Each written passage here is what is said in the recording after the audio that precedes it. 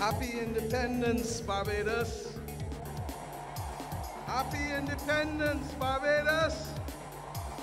Happy Independence, Barbados. And so it has been, as Barbados continues to celebrate 52 years of independence. Credible, balanced, committed. This is the CBC Evening News. It rained, but it certainly did not dampen this year's Independence Parade, which came with a clarion call for Barbadians from all walks of life. Wherever you are in the world, come home in the year 2020. Good evening, I'm Shane Jones. Happy Independence. Prime Minister Mia Motley issued this invitation as she delivered her independence address to the nation from the parade square at Kensington Oval. Sharika Griffith reports.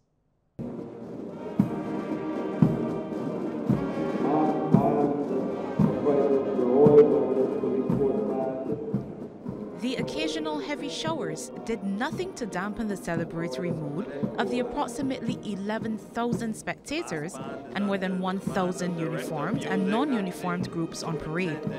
It was an historic day, particularly for the Girl Guides Association, as it was on this day 100 years ago when a small group of Girl Guides met for the first time in Barbados. The parade also saw the presentation of badges to over 100 head boys and head girls from primary and secondary schools who have been selected to participate in a national leadership program.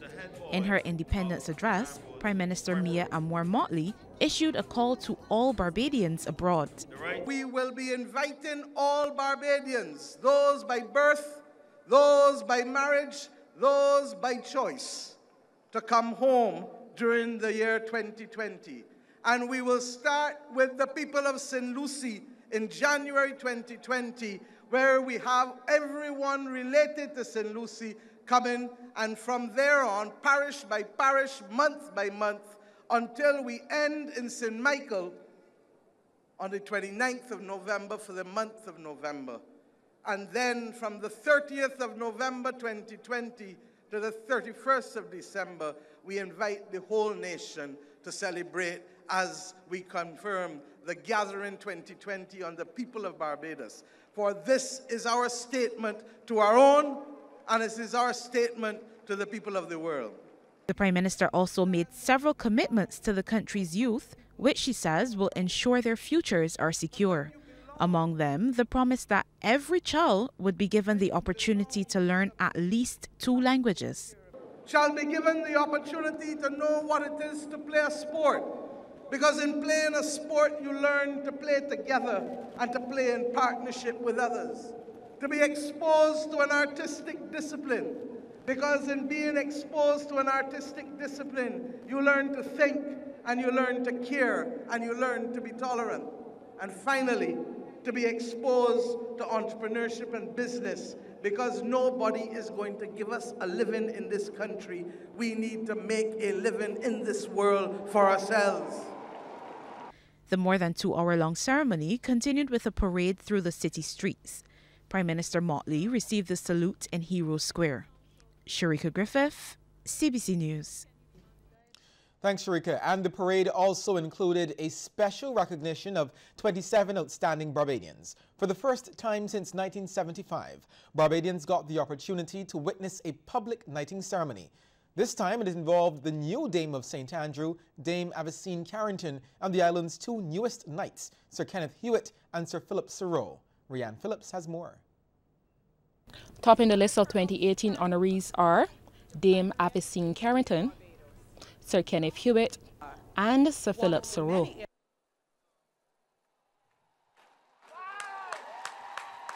Dame Avicine, a retired educator, is the first centenarian to be conferred with the title. It recognizes her pioneering role in early childhood education, as well as her outstanding contribution to primary education in Barbados. Sir Kenneth has been recognized for his outstanding contribution to the development of the international business services sector. On the other hand, Sir Philip receives the title for his contribution to modernizing the Barbados electoral system and its administrative processes. 3 people, including former politician Delilah Bradshaw, received the Companion of Honor. 4 people received the Gold Crown of Merit, and the same number got the Silver Crown of Merit. The Barbados Service Star was presented to 5 Barbadians, and another 5 received the Barbados Service Medal. One person, Bradley Broom, received the Barbados Bravery Medal for saving a couple from drowning. These honorees will receive their insignia next year. Rihanna Phillips, CBC News. Opposition leader Bishop Joseph Atherley says a major part of the country's independence celebrations must be reflection. In doing so, he believes Barbadians should realize that the level of development the country has attained over the last few decades would not have been possible without significant help from God. As the country looks towards the next 50 years of independence, Bishop Atherley says it must resist any national posture which denies or defies that guidance from God. The opposition leader says even as we proudly celebrate the nation's achievements, we must acknowledge the presence of several societal problems. Honest reflection suggests that we fail the morality test when we continue to boast of growing employment numbers, while far too many experience the reality of persistent underemployment and the absence of job enrichment. On reflection, we fall short of the morality threshold when we frustrate, stifle, and ultimately put to death the aspirations of school leavers and graduates through a system that continues to prepare them annually for outturned into a world of non-existent domestic opportunity. They must settle for an unsatisfying and unfulfilling less than the best fit. Bishop Atherley is calling on Barbadians to redouble their efforts to further solidify the country's foundation as a modern nation state. Our people must more meaningfully be allowed to participate in and influence our mechanisms and institutions of governance. We must resolve to build an architecture and culture of justice such that all of our people are assured of the fairness of access to and benefit from legal, social, and economic justice.